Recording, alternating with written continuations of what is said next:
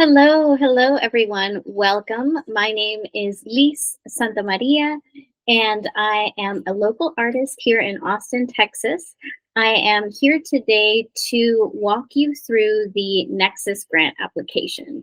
So I have done this application myself. I received the grant last year, and so I really know this application very well, and hopefully I can make this really simple, quick, and easy for you. So right now I'm collaborating with Almost Real Things, and we are putting on a few in-person events. So if after this video you feel like you need a bit more support, please check them out, and I will be there in person as well to help you too. Also, I offer one-to-one consulting for grant writing, and I can help you through this application if you feel like you need even more in-depth look at your application. If you would like one-on-one consulting, please email me at santamarialys@gmail.com. Okay, so let's get started. Okay, so in order to apply for the Nexus Grant, it will be found here at austintexas.gov/Nexus. Now, before we even begin to look at the application, let's talk about what the Nexus application is. So here we can see that the Nexus Grant offers $5,000. So it's $5,000 for local small organizations, individual artists, small art businesses to produce activities and events related to the arts and open to the public. And here you'll find the guidelines as well. But let's skip over and go all the way down to where it says submit your application here. Okay, so this is what the portal will look like. It's thelongcenter.submittable.com/submit. Okay, and you can also find the application in Spanish as well. Let's go down to the very bottom where it says Nexus Grant Summer 2024 and hit apply.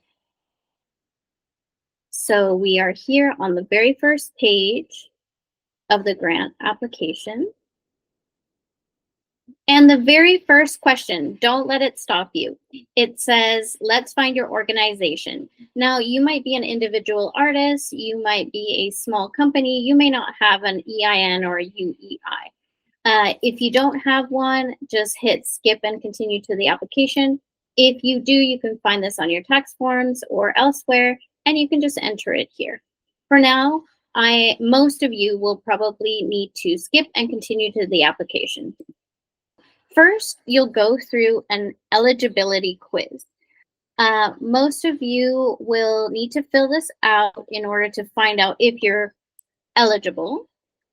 So let's go through and fill it out. So do you have a delinquent status with the City of Austin Economic Development Department? So I'm going to hit no. If you do, you probably won't be eligible for this. And what that basically means is, do you have outstanding payments? Are your annual expenses greater than $150,000? So this grant is meant to support small businesses and individual artists. So they'd like for you to have less than $150,000. So for this purpose, I'm going to hit no. Are you currently receiving city funding in the fiscal year you're applying? So if you're currently receiving a grant from the city or funding, you will hit yes. If you aren't, you'll hit no. So I will hit no. Most of you will hit no. Are you a City of Austin employee? Most of you will hit no. Do you have a minimum of 1 year operating or event production history in the Austin metropolitan statistical area? So basically what that means is, have you been in business? Have you been creating art? Have you been making music for more than a year in Austin? So I'm going to hit yes. Is 51 or more % of your creative activity production history within the 10 Austin council districts or extraterritorial jurisdiction? I am going to hit yes, but you can find out where, this is basically asking where your district is and like where your office is. So is 51% or more of that activity or your business being run happening in those council districts. So if I hit this link here, it'll take me to another page. Hopefully you will also be able to see this link here. And I will be able to enter in my address. If your address, if basically you work from home or you don't have an office outside of your home, you can enter your home address. I want to find my council district. You'll search for address. Okay, so we're gonna put in 1113 East 12th Street, hit submit, and in the description here, it'll show you exactly what council district you are in. You'll hit yes here, most likely if you're based in Austin. Will your proposed activities occur in the 10 council districts or extraterritorial jurisdiction? So here you will hit yes. Basically, it's asking you, will your event take place? Will your event or your activities take place here in Austin? And will your activities occur between June 1st and September 30th, 2024? So that should be a yes, because that is when you're supposed to have your events happen. Will your proposed activities be open and accessible to tourists? So this is very important. This grant comes from hot money funds, which is like hotel occupancy tax. So they really would like your event to be open to tourists / the public. That's basically what that means. Did you start your nonprofit / professional creative practice on or before April 1st, 2023? So again, they're wanting to know if you've been in business or if you've just been creating your artwork before April 1st. It doesn't have to be like an official thing. It could just mean, look, I started making this, I started practicing before this time. You don't necessarily have to have it on paper. Do you understand that it is not the city or Create Austin's responsibility to advise on how a grant award might impact my individual tax situation? So just make sure you hit yes.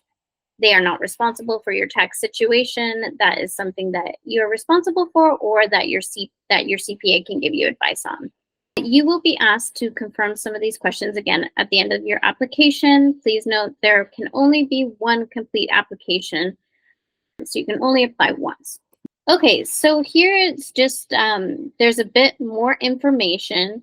Okay, let's proceed to section 1. So just so you know, this is not graded as part of your Nexus application. So this is information that the city needs to have from you. It needs to be true and accurate, but it won't necessarily affect your grant score. Every grant receives a score. Later on, we'll see on each of the questions how each question is scored. These are not scored, just so you know, but they do need to be true and accurate. So first, which of the following describes your applicant type?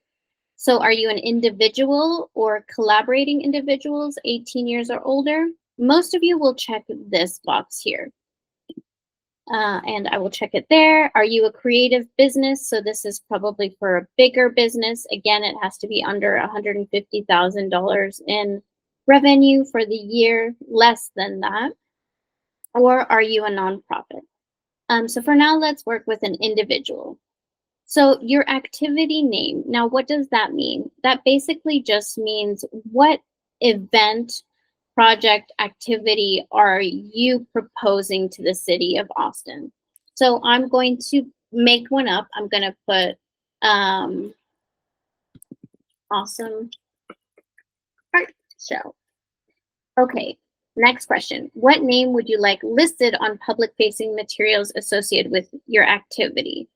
So it says here, this should be your trade name, artist name, the name of your entity, or the name of your proposed project. So when the city is going to like announce basically your event or activity, what would you like it to show up as?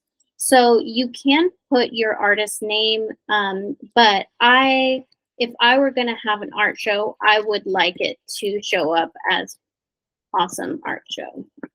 Next, select the option that best describes the artistic discipline of the project or organization. So it's a pull-down menu, and here you'll see a lot of different options. So kind of think about your business, your artistic practice, and see which one might fit yours best. For myself, I'm going to put visual artist and your contact name. Okay, so now applicant contact name.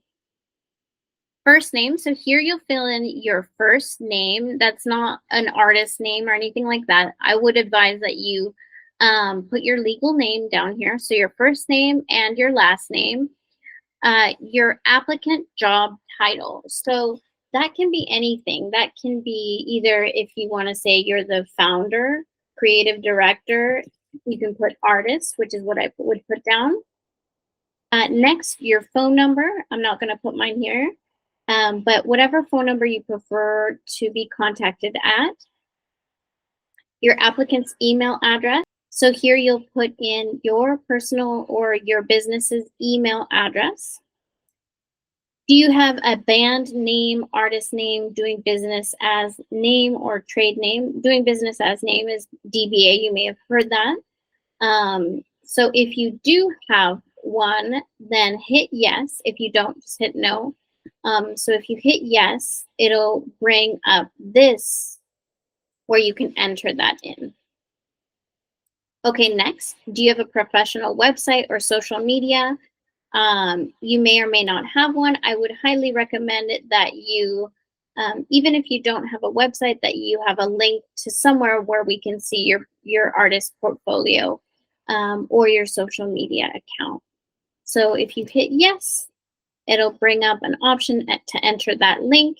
And if you hit no, it will delete that option. Again, this doesn't count towards your grant score, but it is good to have in there.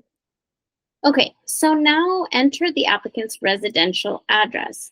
So the country, you would be in the US. Here, you would enter your address with any optional like apartment numbers, city. This is all, you will probably know how to fill this out, state, and your zip code. Okay, so here again, we will be looking at that district that we looked at before. So we can go back here, and here it says my district is District 1. So I will hit that pull down menu and hit District 1. Okay, and here it says, which Austin Round Rock Metropolitan Statistical Area county are you located in? Basically, what's your county? Most of you will hit Travis County. And you can use this lookup tool to find your county if you don't know it already. And next question is your mailing address the same as your residential address? So if you work from home, it will be. If you have an office outside of your home, or you have a brick and mortar or something like that, you can hit say no, and it'll and you can enter in your mailing address. For now, I'm going to hit yes. Okay, are you applying with a fiscal sponsor? If you don't know what a fiscal sponsor is, then you will hit no. If you do know what a fiscal sponsor is and you're applying with your fiscal sponsor, hit yes, and it'll pop up another menu where you can fill out their information. But most of you will be hitting no. How did you hear about this opportunity? So if you heard about this through Almost Real Things, please hit other and fill out Almost Real Things, or any other way that you may have heard about this application. Select all of the grant programs you applied to last year, even if you were not awarded. So if you applied to any of these grants, whether you were awarded or not awarded, make sure that you hit those boxes. So let's say that you did not apply for any of these. You can just hit none of these. Section 2, demographic questions. The following questions are required, but are not scored as a part of your application. So these are not scored questions. And you can always hit prefer not to answer if it's something that you just don't want to answer. All of this will be kept confidential also. So your preferred pronouns. So for me, I will select she, her, hers. The language that is most spoken at home. You've got a lot of options here. For now, I'm going to hit English. Your gender identity, I am going to hit woman. Primary race or ethnicity, I am going to hit Hispanic or Latino. Age. Do you identify as a member of the LGBTQIA+ community? Do you identify as a member of the disability community? For this question, families, doctors, therapists, teachers, counselors, and other service providers are not considered as part of the disability community unless they are living with disabilities themselves. Are you a veteran? Do you operate or are applying on behalf of a legally formed business, entity, or nonprofit? So if you're applying on behalf of yourself or a group that is not legally formed into a business, it's okay to say no. So most of you are applying on your behalf, not on anyone else's behalf. So you will probably hit no. Okay, next section, the economic situation. Okay, so this is basically just asking you about, your economic situation. Let's see what the questions have to say. How often have you moved residencies since 2025? So it's a pull down menu. So let's say we've moved 2 times. How long have you been banking with a financial institution? So let's say 5 years or more. What is your healthcare coverage? Let's just select anyone. Paid healthcare coverage with spouse, partner, or parent. How did you primarily secure funding for a startup? So basically, how did you start your business? So a lot of you probably had personal family savings. There's you could maybe have started with grants. Maybe this is your start if you get this grant. So go through the questions, see what aligns with you. I'll just hit this one for now. Section 3. Scored program questions. Okay, so here's where we get into the good stuff. This is where you will be awarded points. So make sure that when you're answering these questions, you really line up with those points. For instance, right away, I can see question 2 here is 15 points, and that's 5 more points than question 1. So I can already tell that question 2 is worth a lot more, that I will have to dig into it a little bit more in depth to make sure that that question really is clear so I can get those 15 points. So the first question is really easy. Are you a first-time applicant? So it's basically saying in the past 5 years, how many grants, and here they're listing the grants, have you received? So I'm going to go to the drop-down menu. Let's say I have not gotten one, not a single one. That's great because the city of Austin wants to support artists that are first-time applicants. If you've gotten one, select one. You can select up to 5+. So for now, I'm going to select none. Okay, next, key constituencies and creative mission. Okay, don't get caught up in the words here. I will try to explain these questions as best as I can. Key constituencies, think of it as your audience. So for the purposes of this program, key constituencies will be prioritized are community groups that are at immediate risk of cultural erasure and displacement within Austin and or have been institutionally marginalized and underfunded by the City of Austin Cultural Arts Division. Key constituencies are not necessarily just your audience, okay? They may include others who are deeply impacted by your work, like participating staff or artists, staff, creative advisors, and community groups. Okay, so that's also really good to know. It's not just your target audience. Okay, so your answer must include, so at minimum to get those 15 points, you must include your key constituencies. So you can see, you can click here for an additional, more details and definition, and your creative mission and artistic goals. So fill this in. Don't be afraid to use bullet points. All of these things are here for you to use if you need to include a link, all of that. Please just describe it really in depth. Make sure you're answering every single one of these questions. How do you serve them? What is your creative mission? What is your experience producing public events?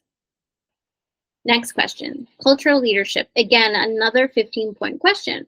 And your answer should include you, the individual artist applicant, your executive and creative leadership. Some of you may not have that because you might be an individual, and that's okay. This is more meant for bigger organizations, but we can still answer it as an individual. Advisory board. This might be also for nonprofits or bigger organizations, and creative advisors. So the question is, who holds decision-making power in your creative practice, and how do you/they represent your key constituencies? Okay, basically what this question means is, who makes decisions in your business? If it's you, then you are the person that has the decision-making power. If you, basically, it's that simple. If you're working with someone, if you have a collaborator, then it's you and them. If you're part of a nonprofit, then you'll have to get more in depth. And so you'll want to put, basically, like if I were to fill this out, I would put my first name and last name.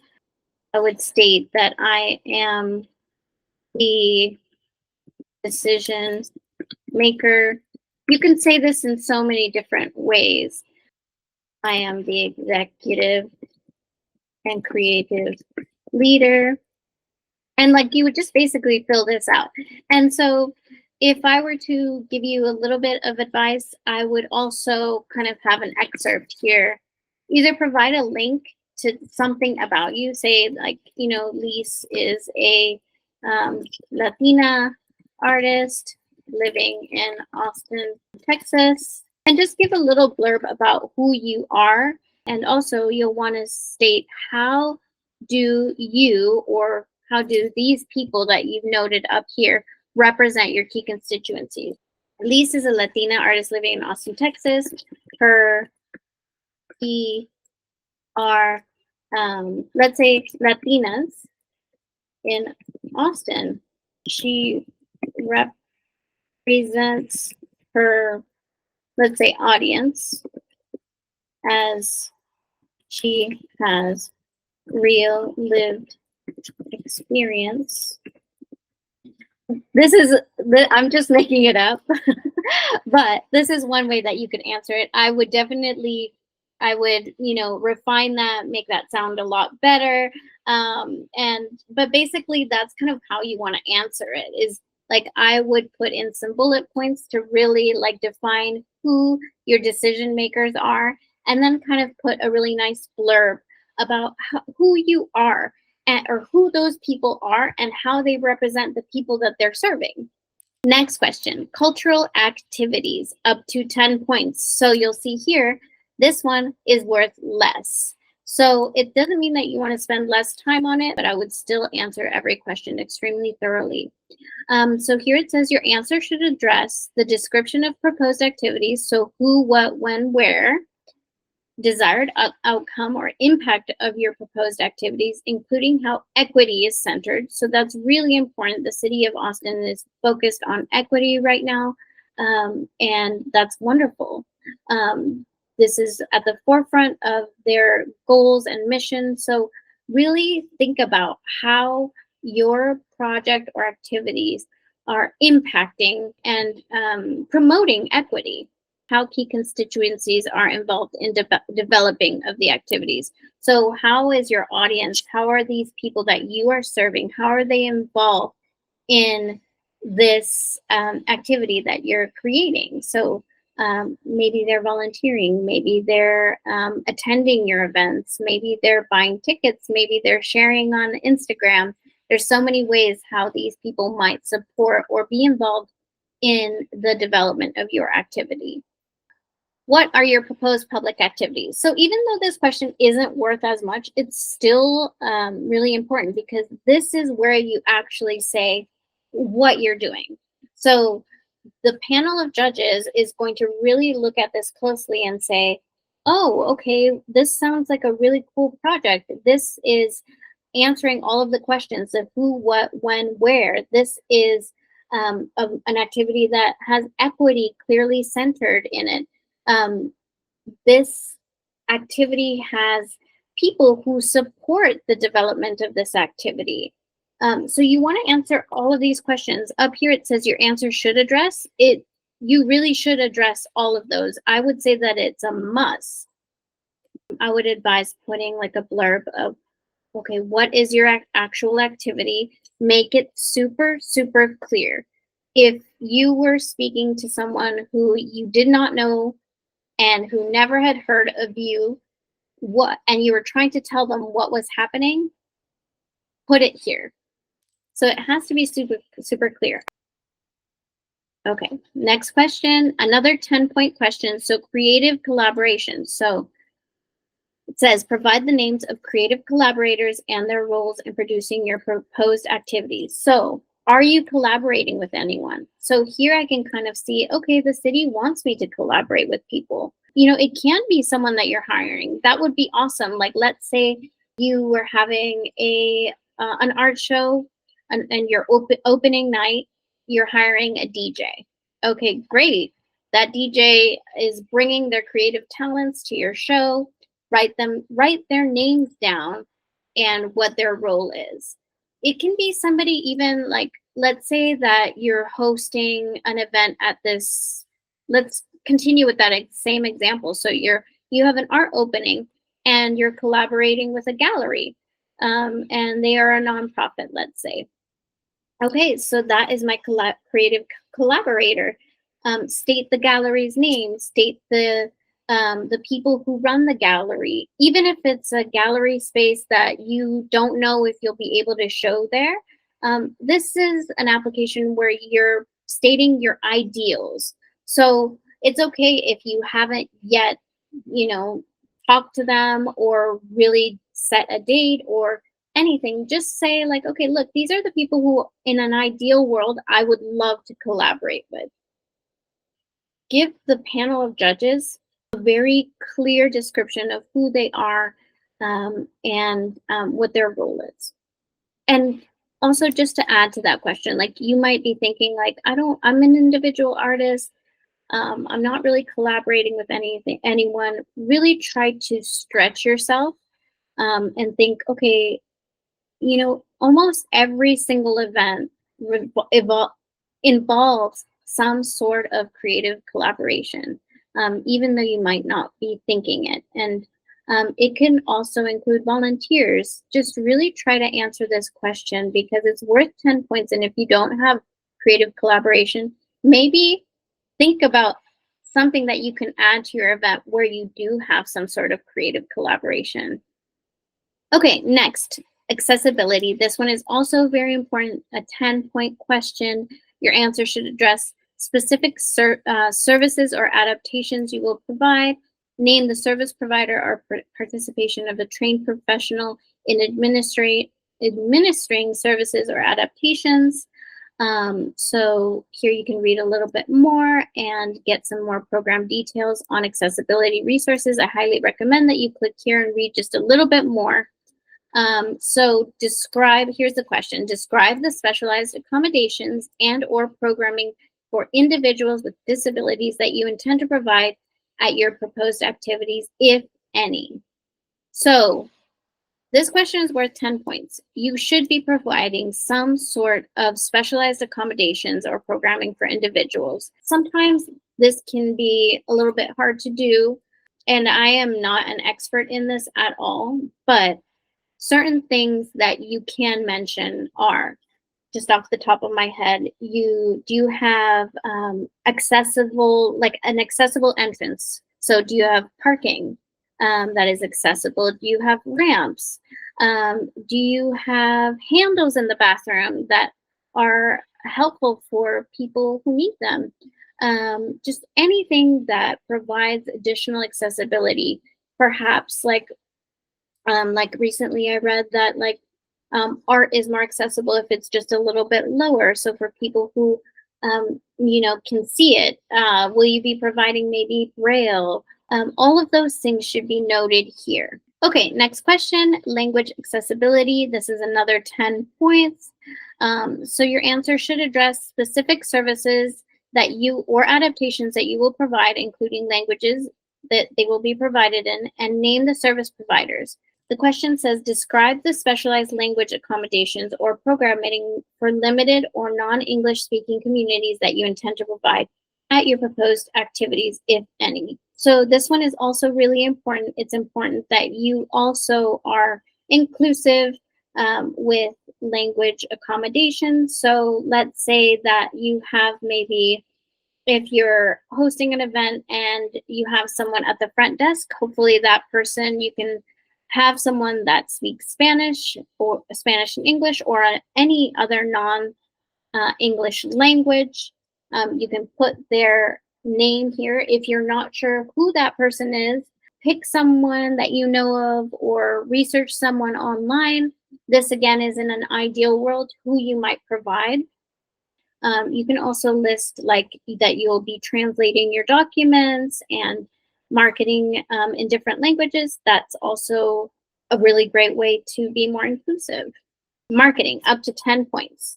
Okay, so your answer should include marketing platforms, so social media, all of these listed here, and specialized marketing efforts to reach, again, the audiences within your key constituencies. So your audience members, new audiences. So it'd be great if not just people who already know you and who you're already targeting found out about your event, but also new artists.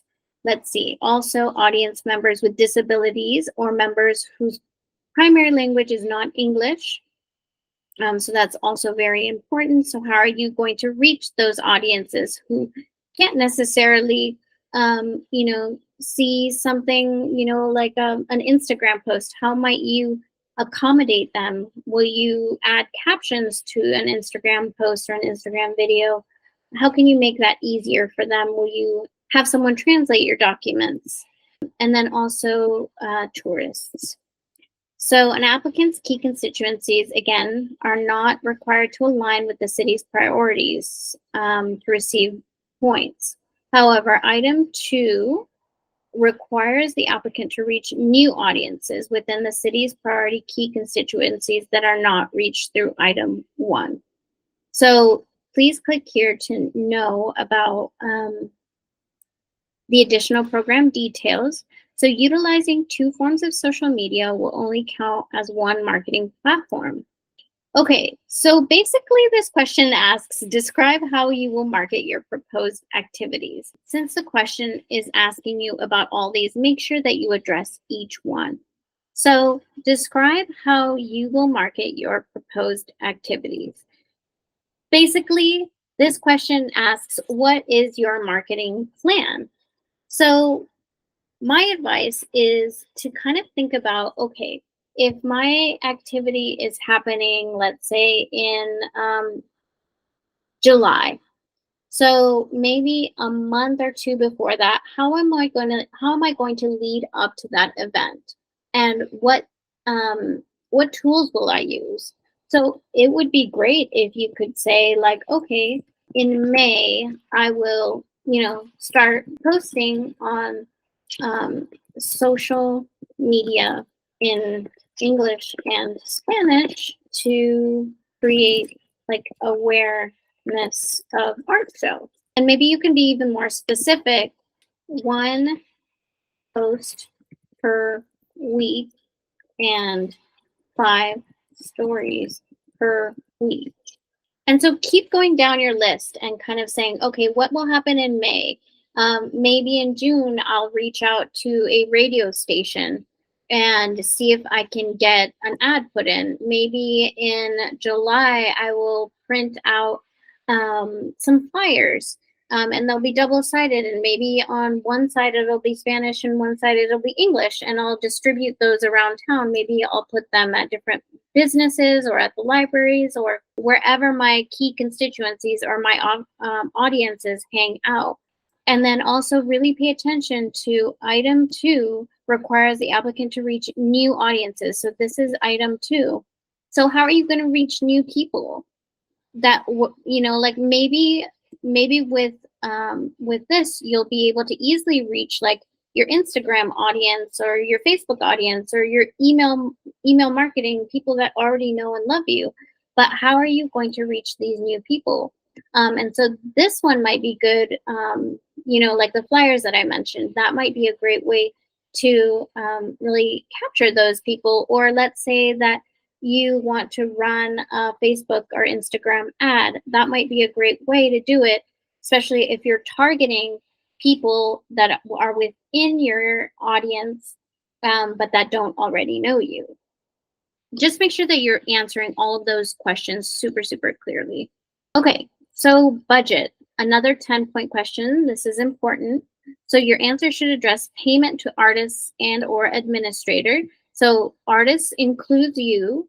You should be paying yourself. That's really important. The city wants to see that you are paying yourself. So don't be shy about that. You deserve to be paid for your work, and or administrators. So an administrator can also be you. You might be doing the marketing. You might be answering emails. You might be, just doing all of the administrative things other than creating the artwork. So that could also be you, or you might be outsourcing that with someone who helps you along with that. So your answer should include estimated expenses related to providing specialized accessibility and or language services. So translation or signage or anything like that. Estimated expenses related to marketing to current or new audiences. We talked about that earlier. Explanation of expenses to produce your activities.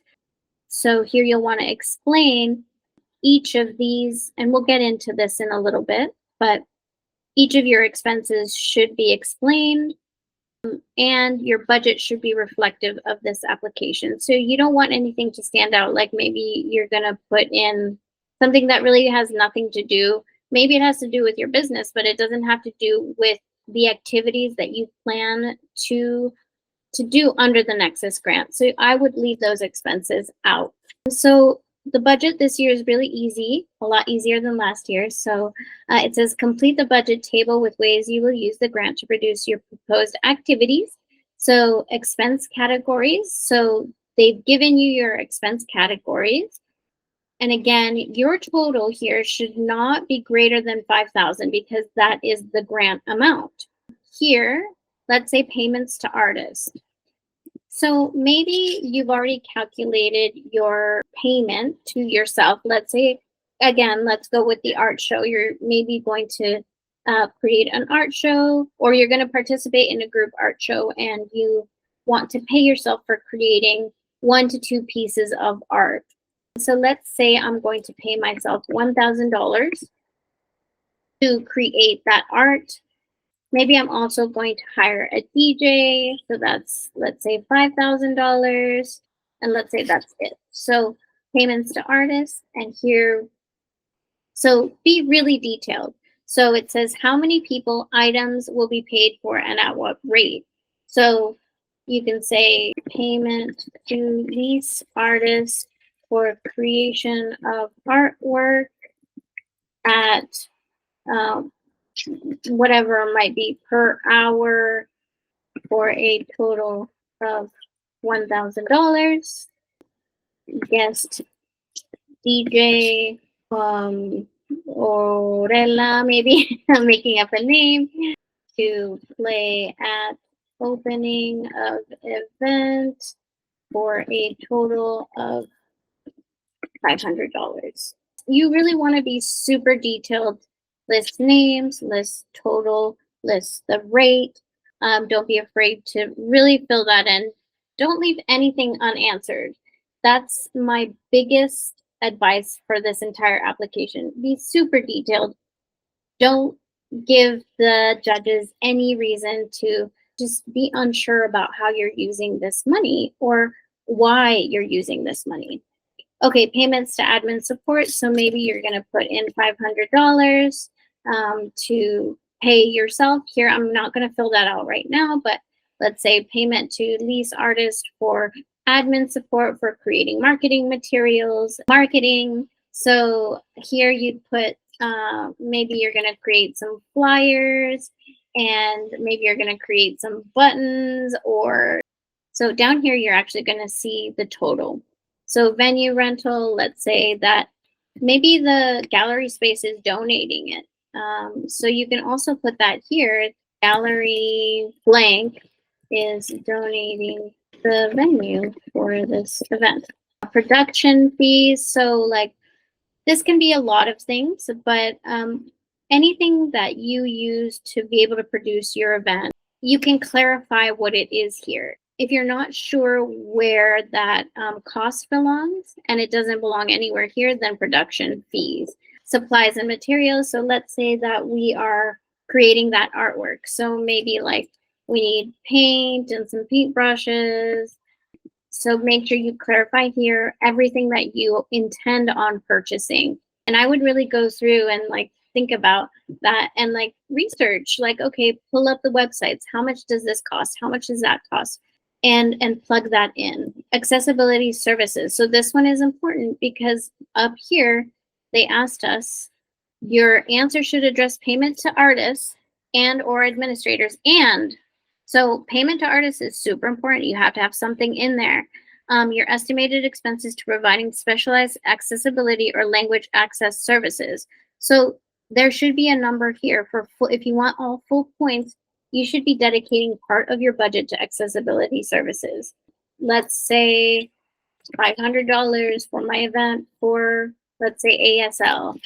Let's say that you're putting that, and then maybe part of the ASL is being donated. So you can also put in like $1,000 of services is being donated by the individual, and you can write down their name. Equipment rental. So if there is anything, let's say you're creating public art and you need, I don't know, ladders or a scaffold or something, you can put that in here. You need a truck rental to move some sort of sculptures, something like that. You can put that all here. Your fiscal sponsor fees. Most of you will not have a fiscal sponsor and will not incur any fees for that. So you can leave that blank. Capacity building expenses for the Nexus, you will not need to fill this in. This does not apply. Capital heritage expenses, you will not need to fill this in. This does not apply. So yay, I reached my total of 5,000. That's awesome. And I have filled everything out justifying that expense. Okay, section 4. These are your required documents. Okay, so we're done answering questions. Phew. And now we just need to submit basically 3 work samples. So the following section is where you will upload your documents. The document templates will be available online at austintexas.gov/nexus. They're also attached to each question and available for download. I highly, highly, highly recommend that you make it easy for your judge, your panel, everybody that is looking at your application and grading it, to use the work sample template. So I'll click here. It's super easy and super simple. It just makes everything easier for the person that is probably going to be looking at maybe possibly hundreds of applications. All applicants must provide 3 work samples. Use this template. The use of this template is optional. So it is optional, but I highly, highly recommend it. All materials provided should be concise and representative. You may have to make a copy of this. Yes, it's view only. So when you download it, you will have to like make a copy and download the entire presentation. So you'll type in your applicant name, leave that as work sample 1, briefly describe this item. So let's say this is you can write in here like, this is a sample of an art piece that I created using acrylic and collage. And then you can insert a picture. So your work sample 2, your work sample 3, these can also be like marketing materials that you've used for previous events. Like let's say you had a really successful event, or like a music showcase. You can put your marketing material here and just describe it. Really say like, okay, this is blah, blah, blah. This is for our event that I had last year, which was really successful. So many people came out and I was really able to showcase my art. Okay, you can include the bio, your bio of who you are if you're an individual, or all of the creative decision makers, or all of the artists that are a part of your program. So I would advise you to not make every single one of these a bio, but you can use one to like create a nice bio for yourself. So then the judges know exactly who you are. You can include artwork samples, like I said, promotional materials, programs, brochures, newsletters, collages. You can link to videos or audio clips. Remember, video and audio clips can't be more than 5 minutes. You can also link out to your website or your social media pages. You can also use a work sample link. So if you have like an online portfolio or something like that, you can do that too. And then 5, we're getting to the end, acknowledgement and attestations. So here, this will not count towards your total points for this grant. They are required questions and it's important to fill them out just so that you understand. So I attest that I'm not a City of Austin employee. Yes, I attest that I cannot receive grant funding from both the Austin Live Music Fund and, oh, okay, here we go. So I was not correct previously. You cannot receive grant funding from the Austin Live Music Fund and the Cultural Fund in the same fiscal year. So make sure that you understand that you haven't received the Austin Live Music Fund in the same fiscal year. I attest that there can only be one application to this Nexus Grant per applicant. So yes. I attest that I do not have a delinquent status with the Austin Economic Development Department. Yes, I attest that any grant-funded activities will take place in the City of Austin Council District or the ETJ. So yes. And if you want to know more on that, you can click here. Tax notice. So receipt of grant funds or loan funds forgiven may result in a significant tax liability in the year of benefit. It is the responsibility of the grant recipient to consult with their tax advisor to understand the impact on the individual tax situations. So the city reports this as income to the IRS. So you'll just have to pay taxes on it. It's pretty simple, but they just want to make sure that you understand that the city is not liable for that and that it will affect your taxes. So hit accept. Public information notice. I understand that the information I provide, I'm not going to read through all of this. You can read through this yourself. Hit yes. Do you agree to receive Economic Development Department communications? So basically, can they email you regarding this grant? I would say yes, in case it's a yes and you did receive it and you do want to hear from them. Do you agree to receive Create Austin Long Center communications? So hit yes. They are partnering with the City of Austin to make this possible. So hit yes. I attest that all the information provided in this application is true and accurate. So just making sure that everything is true and accurate. Hit yes.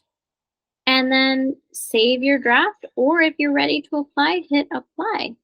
And that is now the end of this application. Thank you so much for joining me. I hope that was really helpful. And if you have any questions, feel free to contact us. You can also contact the City of Austin, or you can email me directly at santamarialys@gmail.com, especially if you want one-on-one help or consulting with your grant application. Have a lovely day, and thank you for joining me.